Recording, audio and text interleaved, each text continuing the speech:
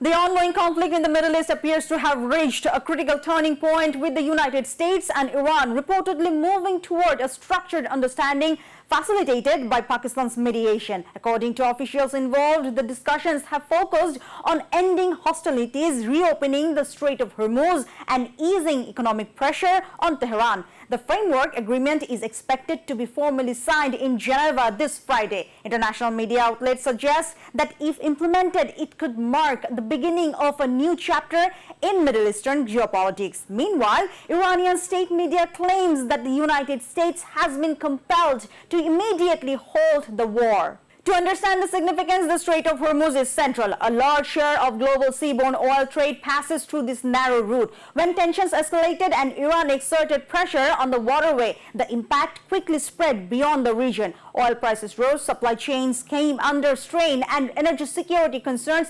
intensified from Asia to Europe. The announcement of reopening has already triggered a downward correction in oil prices, signaling easing market anxiety. However, the most important shift may not be the ceasefire itself, but Washington's changing posture. Only months ago, U.S. strategy focused on maintaining maximum pressure on Iran. Yet, despite military operations, Washington has not succeeded in forcing strategic compliance. Instead, Iran's ability to withstand pressure and disrupt key global energy routes has reshaped the cost-benefit calculation for the United States. Rising oil prices and domestic political pressure ahead of the U.S. midterm elections have added further urgency for de-escalation. From Iran's perspective, the agreement is also strategically significant. Tehran has not agreed to dismantle its nuclear program. Instead, it appears willing to maintain the current status quo while postponing core disputes for future negotiations. This allows Iran to avoid immediate concessions while gaining relief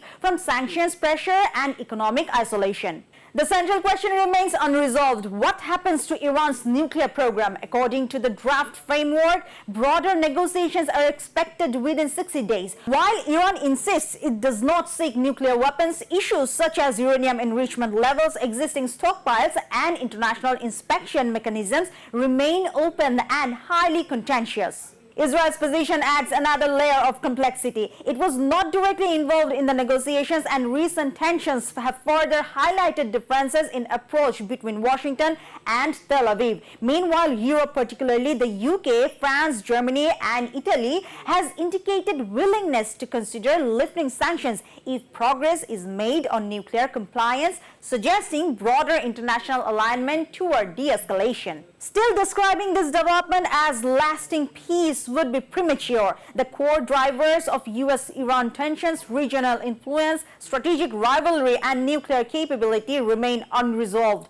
Even if the agreement is signed, it may not end the conflict, but rather shift it into a new phase of intense diplomacy and bargaining. Whether this becomes a pathway to stability or merely a pause before renewed confrontation will depend entirely on the next round of negotiations.